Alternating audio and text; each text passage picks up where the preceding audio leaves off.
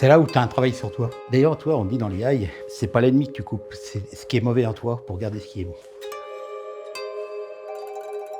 Pour moi, c'est une histoire de respect. Moi, je suis pas propriétaire du sabre. Je suis un détenteur provisoire.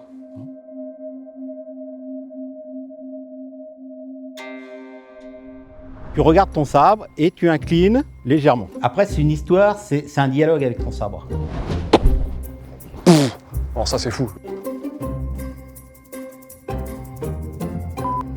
Attends, bouge pas, je vais te faire mal sinon. Hop, voilà, ça c'est une moustache à l'espagnol. Les amis, bienvenue dans ce nouvel épisode au cœur de Katana. Kata, tranchant, na, lame. Katana. Aujourd'hui, on va tester les katanas les plus tranchants au monde, les katanas les plus chers au monde. On va tester les katanas qui ont plus de 200 ans. Bref, on va être avec 3 véritables passionnés et professionnels du secteur et de cet art. Rendez-vous tout de suite avec Pascal et Michael.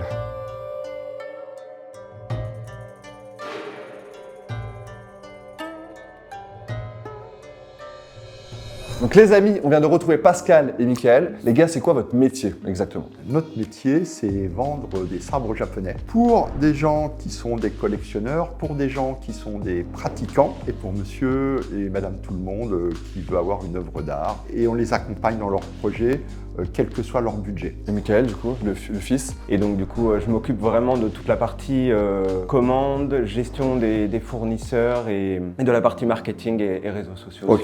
sur le site internet. Donc, j'ai l'impression qu'on va tester, on va dire, ces différentes lames. On va commencer par une lame un peu entrée de gamme, les gens connaissent un peu le concept, et on terminera par ces masterpieces que je n'ai pas vues. Elles sont toutes emballées, etc. C'est un peu des surprises. Là, on arrive sur des lames standards de fou, c'est ça? C'est ça. On a des prix un petit peu de... 15 et 25 000 euros, 30 000 euros. Incroyable. Et le premier qu'on va tester, 28,90 €. est-ce qu'on commencerait pas à rentrer dans le vif du sujet, de commencer à voir c'est quoi un katana? 60 cm, c'est le seul truc que j'ai.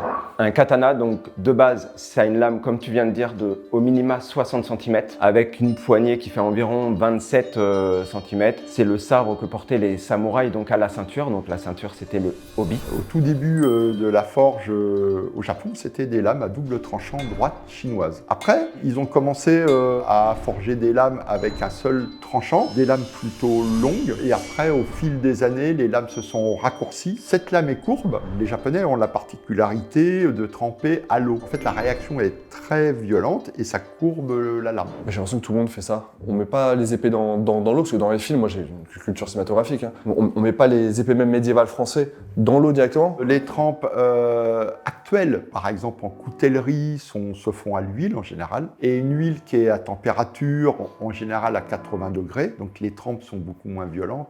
Mais les Japonais trempent à l'eau. Je pensais que la courbure était au fait que ce soit plus pratique pour dégainer, pour trancher, qu'il y avait un vrai aspect technique. Je savais pas que ça avait... Il y a un aspect technique en fait. Aussi. La courbe, le fait que la lame soit courbée, elle a une facilité de coupe bien supérieure à une lame qui est droite. On déballerait pas le premier katana pour voir un peu c'est quoi un katana de Allez, base? Mika, déballe. Tu connais un peu One Piece? Je connais un petit peu One Piece. Et donc j'essaie du de me coup, faire une petite celui-ci, culture. il va chercher dans une boutique, Zoro va chercher dans une boutique ce katana-là exactement, donc ça peut être Zoro, un c'est petit... qu'on a 3, 2 là et un dans la bouche. C'est ça, et donc ça c'est un des 3 qu'il va chercher en boutique.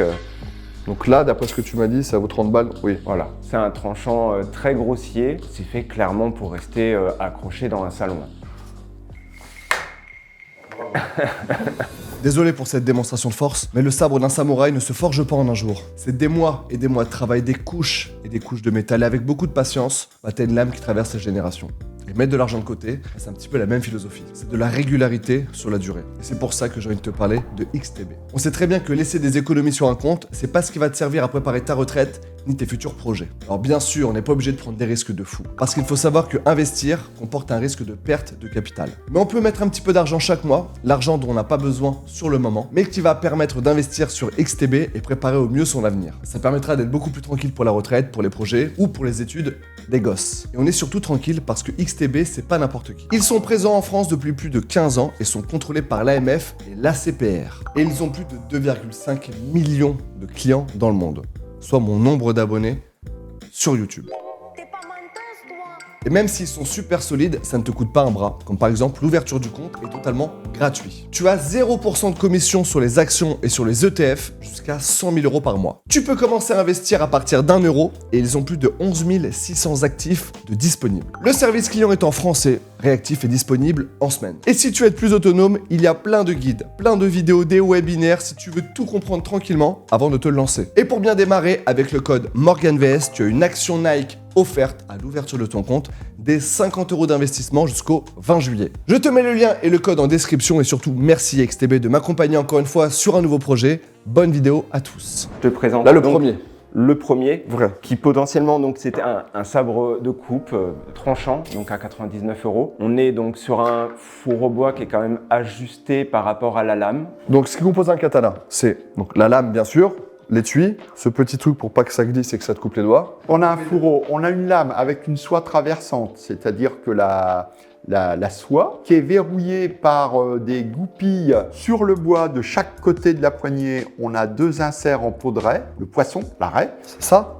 Oui, voilà. Et après, il y a un tressage qui est fait à la fin. Donc ça, c'est vraiment un produit qu'on recommande pour la coupe. C'est un katana à 259 €. C'est le premier prix pour un acier, donc 10,95. Il possède 0,95% de carbone. On est sur une lame donc avec 1% de carbone quasiment. Il a une trempe sélective, donc ça veut dire qu'elle a été trempée avec de l'argile et le tranchant est très dur. Plus on a de carbone, plus les lames sont tranchantes et dures, mais plus elles sont cassantes. Donc, il faut trouver Le juste milieu. le juste milieu. Donc, on appelle ça une trempe à l'argile. J'avais une petite question. Comment on juge l'équilibre d'un sabre? Ce truc qu'on fait dans Pierre des Caraïbes avec le doigt, je pense que c'est faux, mais est-ce qu'il y a vrai? Si, plus ou moins, on peut. Non. Si, bien sûr. Incroyable. Sors ton doigt, fais-le moi. Non, mais je trouve ça incroyable. Ok, il y a vraiment un truc de...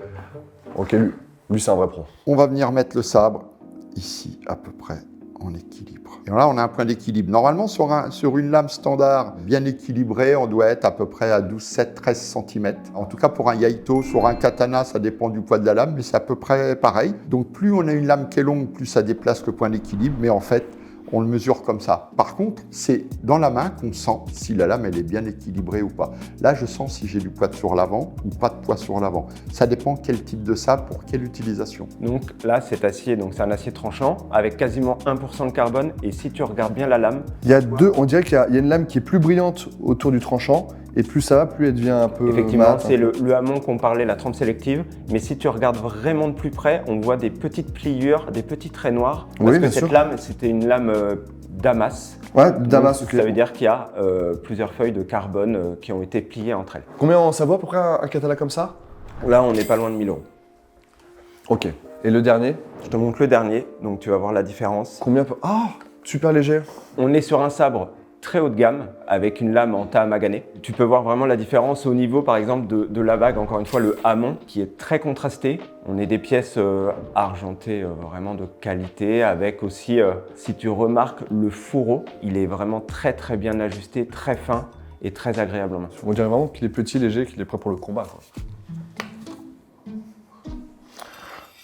Bien joué. C'est le sabre qui choisit son samouraï. Exactement. Au courant, il est bien celui-là. C'est un beau sabre qui coupe très bien. Tu fais encore des combats? Genre si j'arrive chez toi pleine nuit, oui, j'ai envie de te voler un truc. Ouais. Tu me confrontes avec quelle arme chez toi? J'ai ça au pied de mon lit.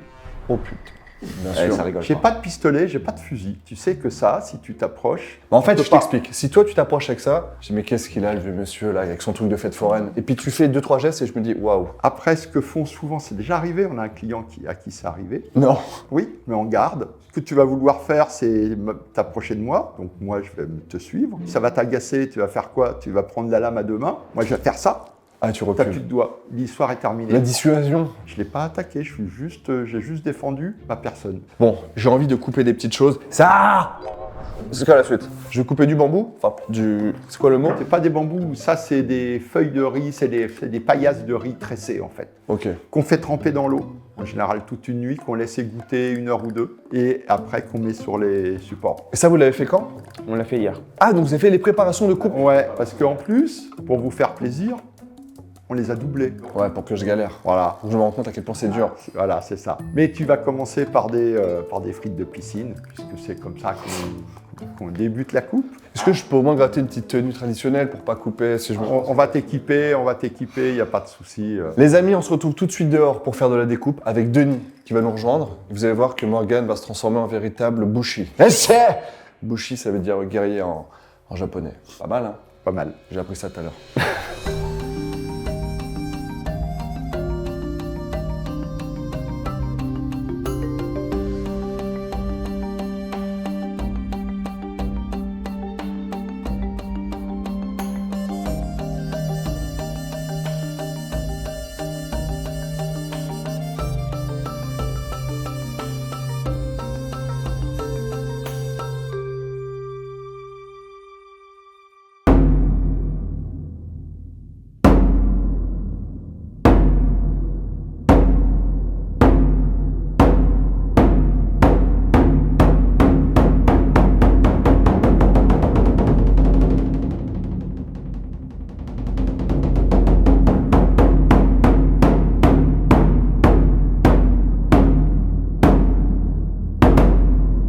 Bah, qu'est-ce que tu fais comme ça, Morgane? Je viens m'entraîner. Non, mais Non, tu peux pas t'entraîner comme tu ça. peux pas t'entraîner Tu comme vas ça. avoir chaud d'abord, et puis tu n'auras pas une liberté de mouvement.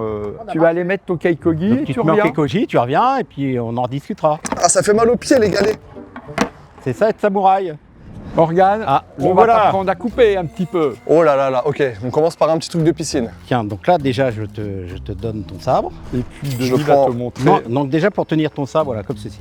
Tranchant toujours vers le haut. Donc la première chose, parce que ce qu'il faut savoir, c'est qu'un sabre, avant d'être dangereux pour les autres, c'est avant tout dangereux pour soi. C'est pour ça que dans le Iaido, le Yaijitsu, on a une marque de respect au sabre et on va saluer son sabre en lui intimant l'ordre de ne pas nous blesser. Ah, ok, donc ok, on va parler à son sabre. Voilà, on parle à son sabre. Donc là, tu prends ton sabre et tu le mets comme ceci, à hauteur des yeux. Voilà. Tu regardes ton sabre et tu inclines légèrement. Tu reviens et là, tu viens positionner l'extrémité, le kojiri, au niveau de ton nombril et tu viens le positionner, le placer dans ton hobby. Je peux l'aider, Pascal, peut-être? Ouais, Pascal et moi, c'est bon. Ah oui, Pascal. Alors, attends. Tu me vois sur un champ de bataille, C'est Pascal? pas gagné, hein. Oui, voilà. Alors, on vient jamais saisir comme ça. Pourquoi? Parce que si on saisit, si tu saisis comme ça, tu as toutes les chances de te faire couper le poignet. C'est pour ça qu'on vient saisir toujours par le dessus. Donc là, on va juste, Ok. juste au niveau de la technique rapide. Donc, on vient saisir les deux mains. Tu lances vers l'avant. Ah, si je fais ça, Lance vers l'avant. là, moi, si Oui. je fais ça, là, ça me coupe. Hein. Non, non, vas-y, lance vers l'avant. Encore à fond, le bras quasiment à fond. Là, tu tournes, tu continues de sortir. Et là, tu vas venir couper. Vas-y, sors. Voilà. Et là, tu vas venir couper comme ceci. Ok. D'accord. Maintenant, pour engainer le sabre, tu ramènes cette pièce-là, le habaki, Tsubamoto. Donc, tu viens ramener ici, t'envoies main d'archer vers la droite, 45 degrés. Tu alignes la pointe avec l'extrémité. Non, mets ta main ici. Et maintenant, c'est la main qui réaligne. Voilà. Et là, tu viens engainer ton sabre et tu remets ton pouce. C'est ça fait bader, hein, parce que ta peau, elle frôle la lame, tu frottes la lame sur ta peau et tout. Avec un tranchant, c'est... Ah, je suis pas serein. Hein. Donc là, ce que tu vas faire du tameshigiri. Tameshigiri, c'est quoi? C'est de la coupe sur cible, mais le sabre déjà sorti. Tu vas ressortir ton sabre. Hop. Et là, tu te mets pied droit devant, pied gauche derrière. Et là, il faut toujours essayer de rester dans l'axe. Ok. Donc là, ce que tu vas faire, tu vas te rapprocher de la cible. Je suis obligé de la couper, je peux pas parler avec elle. Tu fais ce que tu veux. Il faut que tu sois impérativement la jambe derrière. Pour pas que la lame Parce que me coupe si la jambe. jamais, voilà, tu peux te blesser. D'accord? Tu visualises le point d'impact, Ouais. mais tu regardes pas ta lame. Et par contre, ce qu'il faut pour couper, il faut que tu fasses grand, plus grand. Lève la lame. La pointe, voilà. Il faut que tu sois ici de manière à avoir suffisamment de vitesse angulaire et d'inertie. Ok. Attention, c'est mon premier coup de Eh katana. ben, vas-y, c'est pas grave. Eh ben voilà, Bien. Je peux le refaire encore? bien sûr. Pas En mal, fait, c'est je pas misais mal. pas, il y a vraiment la technique. C'est pas que la force. On pensait, en fait, on Non. croit que ça vient de la lame d'un katana. Tu peux juste me montrer, toi, vite fait, avec ce sabre-là, pour voir si vraiment tu as mis un sabre pas cool? Mais on t'a donné un sabre pas cool. Mais moi, ça sera pas mieux. Hein. Bon, ouais, ça sera pas mieux. Regarde-le, celui-là, il est né avec un katana. Non. Comme ça, voilà. Comme ça. D'accord. Aïe.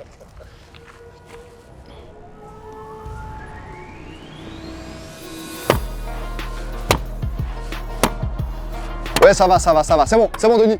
on a compris. Pas besoin non plus d'amuser la galerie. Bon, est-ce qu'on passerait pas à un vrai katana? Tu as appris un petit peu à couper, maintenant tu vas attaquer sur des tatami omote, c'est de la paille de riz tressée qu'on a fait tremper dans l'eau et qu'on a fait égoutter. Ça a la consistance d'un muscle, on va dire, Ok. globalement. Ah, ça représente une jambe ou un bras. Voilà, on peut dire ça comme ça. Donc là, tu vas prendre le deuxième sabre, tu coupes ici au Munuchi. Le Munuchi, c'est à peu près 30 cm. C'est toi qui vas ajuster avec ton corps. La même que tout à l'heure, mais là, il faut s'employer un peu plus. Faut mettre un peu plus de force et de vitesse. J'ai tout mis tout à l'heure. Voilà, ok, bah tu fais pareil. Vous êtes prêts?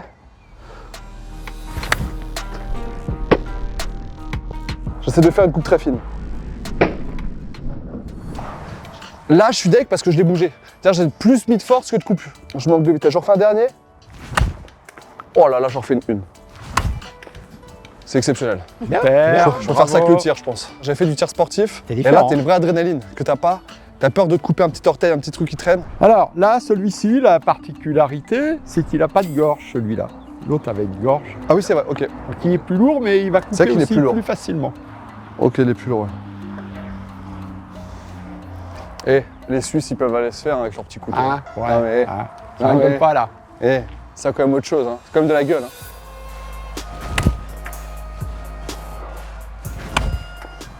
Là, on est encore sur notre délire. Là, je coupe comme du papier. Et t'aimes pas l'épaisseur. Regarde l'épaisseur en plus. C'est épais de fou, quoi. C'est des milliers de petits bâtons de... Oh, une petite coccinelle. T'as vu? Je l'ai épargné. Bravo.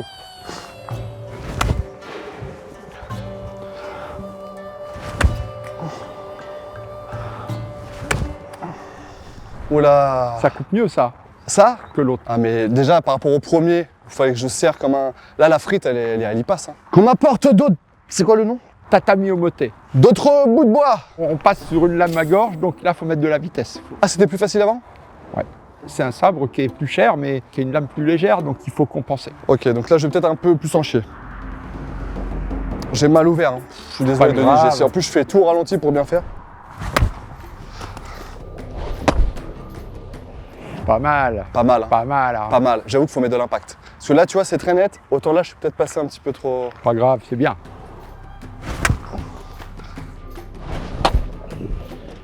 C'est très jouissif. J'ai envie de m'acheter un katana. Là, t'as une belle lame. Elle est très Une bien, bonne lame celle-là. pour couper, très, très Elle m'a bien. choisi, en tout cas.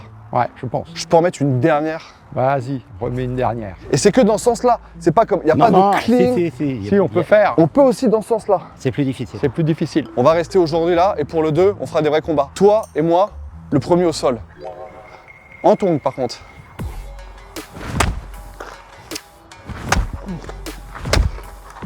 Non, pas le support. Allez, je te laisse opérer un peu. Ok, donc là tu me remets le sabre à 99 C'est ça. pour couper 3. Donc là, tu vas essayer de couper les trois. Tu penses que je peux pas? Ça risque d'être peut-être un peu compliqué, mais je pense que tu peux en couper un peu quand même. hein. Après on dit Peut-être, couper, peut-être- couper. Si je fais un petit... Ah non, couper, C'est fini. couper. Donc là on est repris sur le premier sabre là, et on va voir si j'arrive à couper. Et après on passera au dernier sinon. Oui. 3000 €, donc on passe de 99 à 3000. Tu vois, c'est pas si mal. Pff, c'est dur. C'est dur. C'était Ah pas oui. fluide. Là j'ai forcé. Oui, bah oui, J'ai vraiment forcé. t'as pas le choix. hein. Je peux pas mettre 10 coups dans un combat comme ça. Donc là, tu vois, lui, il est presque coupé, pas complètement. Là, j'aimerais mettre, c'est quoi, on touche limite plus. Ouais. Et on teste avec l'autre. C'est quoi, Pascal? J'en essaye un ou deux. Je réussis parce que c'est une lame qui me correspond. Et après, moi, Denis, j'aimerais que tu le fasses avec les trois, mais je veux que tu dégaines et que tu directes. Et même quoi, tu les coupes en dégainant. Tu peux On va faire essayer, on va essayer. ça? Ah ouais, tu peux faire ça? On va essayer. Ça te fait quoi de voir le futur concurrent direct à Denis arriver? Maintenant, En compète, toute humilité. on- En on- toute on fera deux humilité. maintenant, Denis. Je resterai humble.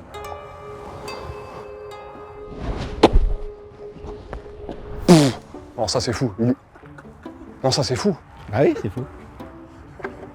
C'est ça que t'as chez toi contre les voleurs là? Ouais. Là, potentiellement, un mec qui est vraiment chaud, il coupe, ça bouge même pas. Et après, il fait ça, fou, tout tombe. C'est C'est ça. ça. Un humain, tu peux lui couper la tête, il est comme ça, il fait oh.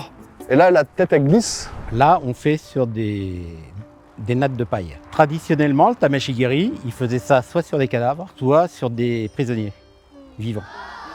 Il y a une pratique qui s'appelle le kabuto-wai. Et le kabuto, c'est le casque de samouraï. Ils mettent des casques de samouraï et ils essayent de couper. Et ils arrivent à faire des entailles à peu près de 15-20 cm sur 2-3 cm de profondeur. Tu sais ce que je viens de regarder maintenant? Je viens de regarder des compétitions de ça. Où des gars doivent couper de plus en plus de choses. Il y en a.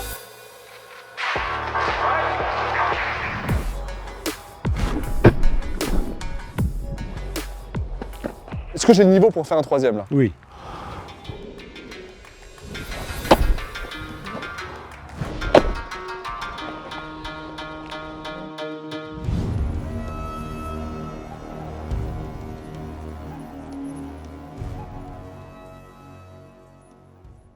Donc là maintenant messieurs, on a essayé la lame à 3000 qui est un bijou, c'est vraiment exceptionnel.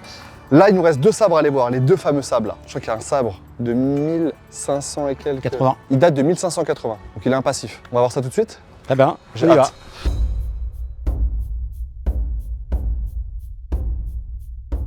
Les gars, il nous reste deux lames à voir. Il y a une lame qui est historique, qui a quasiment 500 ans. J'aimerais qu'on se la garde pour la fin. Donc je ne sais pas c'est laquelle. Est-ce qu'on peut commencer par la lame la plus récente? Alors, S'il vous on peut plaît. commencer par la lame la plus récente, effectivement. Par contre là, on va prendre des précautions pour la manipuler D'accord, ok. Parce qu'elle peut s'oxyder, parce que... complètement. Et Pascal, c'est des lames qu'il importe, qu'il fait fabriquer à destination de clients. Donc en général, c'est des lames sur mesure qui coûtent quand même Ce qui coûte le plus cher dans un katana, c'est la lame. Complètement. C'est c'est plus de 3/4 du prix d'un sabre. Donc là, il n'y a pas le manche. Donc là, il est ok. Voilà, là pour l'instant, la lame n'est pas encore montée. Ce qu'on appelle le kochiré, c'est-à-dire que là, pour l'instant, tu n'as pas la poignée de tressé, tu n'as pas la tsuba, tu n'as pas la garde. C'est-à-dire que là, pour l'instant, le sabre est inutilisable. Donc en fait, quand on manipule des lames de valeur, qu'elles soient neuves ou anciennes, on les touche jamais avec les mains. Pourquoi? Parce que la sueur peut faire rouiller la lame. Donc ce qui n'est pas grave pour une lame à 200 €, pour une lame à 10 000 € est dramatique. 10 000 € cette lame-là? Celle-là, elle est à 12 000 et Wow, environ putain, mais 12 000 €.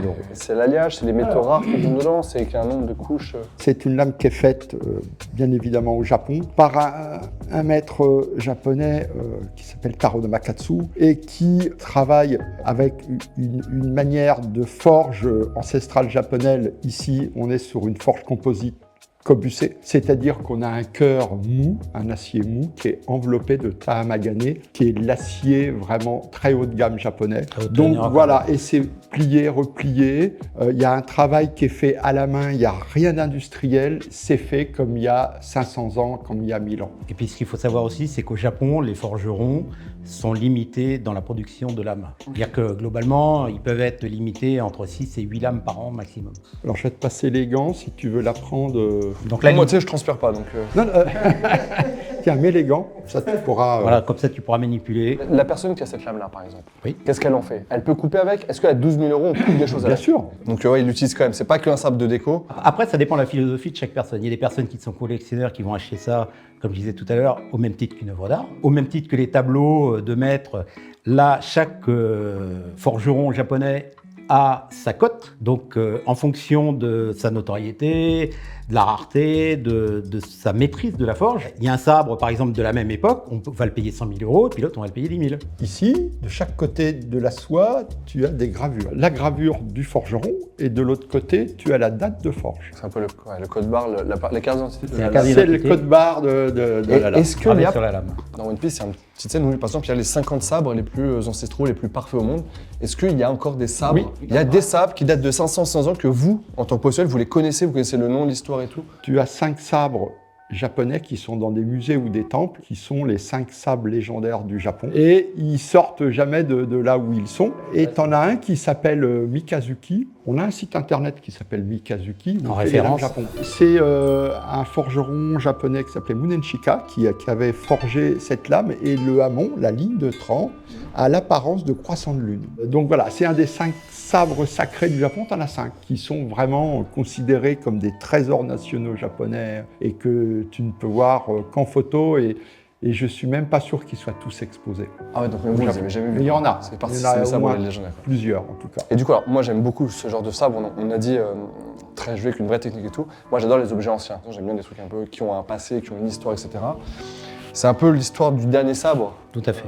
qu'on va voir maintenant. Est-ce que tu peux un peu en parler? C'est aussi un client, il est à vous ou il est à toi? Ce qu'il faut savoir que ces sabres-là, ils ont leur carte grise, on appelle le Torokusho. Et c'est comme une carte grise de voiture, ça poursuit le sabre toute sa vie. Si tu veux renvoyer ça au Japon, déjà, il va rester 4 mois à la douane pour que les autorités japonaises, elles authentifient c'est quoi ce sabre qui rentre au Japon. Voilà, donc c'est très compliqué. On se rend pas compte. C'est aussi difficile de rentrer un sabre que d'en sortir. Ok, quand t'achètes un grand sabre là-bas, je suis millionnaire, j'achète un sabre Non. à 100 000 € là-bas ou... Oui, ou non, 20 000 €. alors non, là c'est pire que ça. C'est-à-dire qu'il y a certains degrés, et sur les Juyo ou bon, forcément trésors nationaux. C'est des sabres, tu peux t'en rendre acquéreur, mais il restera toujours au Japon. Il sortira jamais. Je l'achète, mais il reste là-bas. Il sortira jamais. Donc, mais sinon, tu peux importer des sabres quand même assez facilement. Après, effectivement, la procédure n'est pas forcément toujours évidente. Est-ce que tu as utilisé un katana qui t'a marqué? Moi, il n'y en a qu'un seul, mais bon, je ne l'ai plus, mais c'était un sabre qui avait plus de 800 ans. La lame, globalement, elle était quasiment dans l'état du sabre qu'on avait. What? Elle avait 800 ans. Alors que nous, on les maintient avec des gants. Eux, c'était du sang, des os, des impacts, boum, la pluie, la neige. Oui, mais la différence, c'est que le japonais a un rapport différent avec son sabre que nous, on peut avoir avec nos propres armes. En Occident, et notamment en France, une arme, c'est une arme. Une fois qu'on a fini de l'utiliser, on la met dans un coin, peu importe. Alors qu'eux, en fin de compte, certains sabres haut de gamme, et notamment pour des daimyos, donc des seigneurs de guerre, choses comme ça, quand ils faisaient forger une lame, ils faisaient un genre de ce qu'on pourrait appeler un baptême, donc une cérémonie shintoïste, en fin de compte, où ils insufflent la vie au sabre. Et à partir du moment où il y a eu cette cérémonie, qu'on a donné un nom, qu'on a donné vie à ce sabre, en fin de compte, le sabre fait partie de la famille à part entière, au même titre qu'une personne.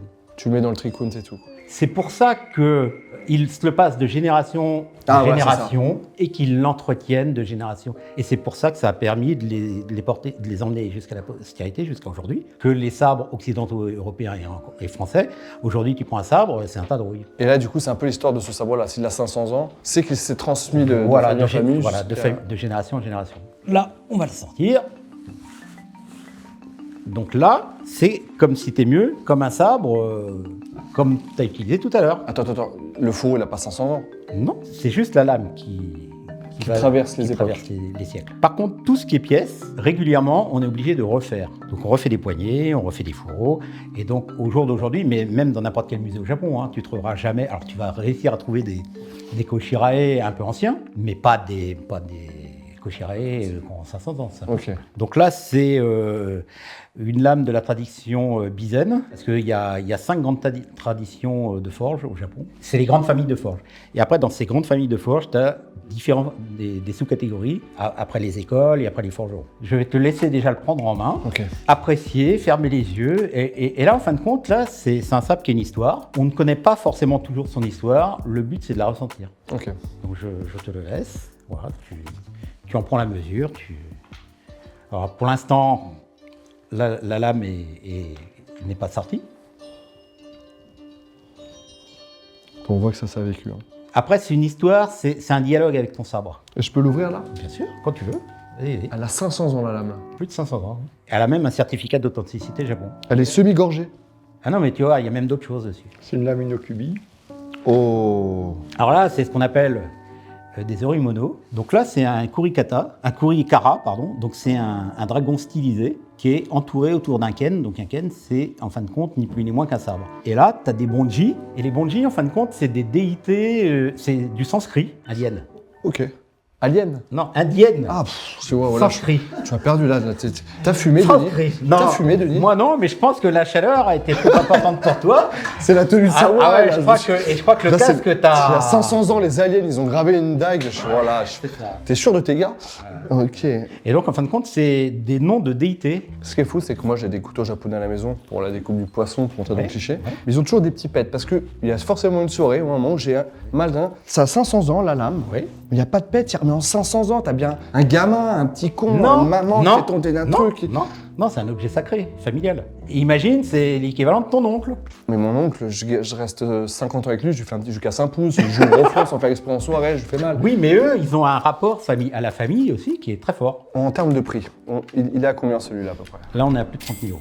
Là, on est à plus de 30 000 Il a un €. passif, il n'a pas coupé avec du bambou celui-là. Il a fait de la circoncision un peu?